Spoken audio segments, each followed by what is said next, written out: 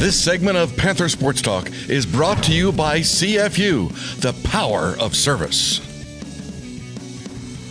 More UNI Track and Field coverage, Coach. Other Missouri Valley Conference, all conference kids that had top 3 finishes. You had Sierra Locks in the pole vault finish top 3.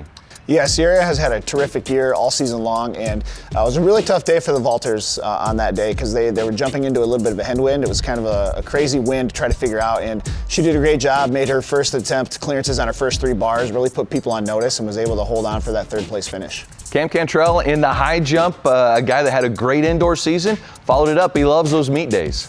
He loves the meet days. You're absolutely right. He guy steps up in a big way. He came in, I think, around 7th in the conference and found a way to get 2nd place. Was cleaned all the way through 2:03, which is 6:08. And we had a freshman, Matt Davis, who came off the multi. Just got done throwing the javelin in the multi. Walked right over, put his high jump spikes on. Made 2 first attempt clearances to put himself in 5th place. He gets some big points for us there. Now let's talk relays. The 4x1. The UNI men win the championship in the 4x1, and the women runner-up. They set the school record. Yeah, both of those relays, on a Sunday, the final day of the meet, it's the first event on the track. It really sets the tone, and for both relays to step up and do some really big things for us was fantastic.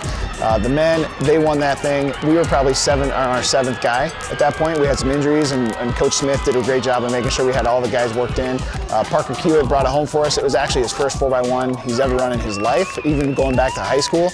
And so for him to be in that position and hold on for the win was great. And the women's team, we crushed the school record. The former school record had 2 Hall of Famers on it with Chantel Twiggs and Diana Lethbridge, and so for those girls to do that was just awesome. And you got to tip your hat to Missouri State because they barely beat us, but we hit that really big, and that relay is going to the regional meet. It'll be the first time we've had a women's sprint relay at the regional meet.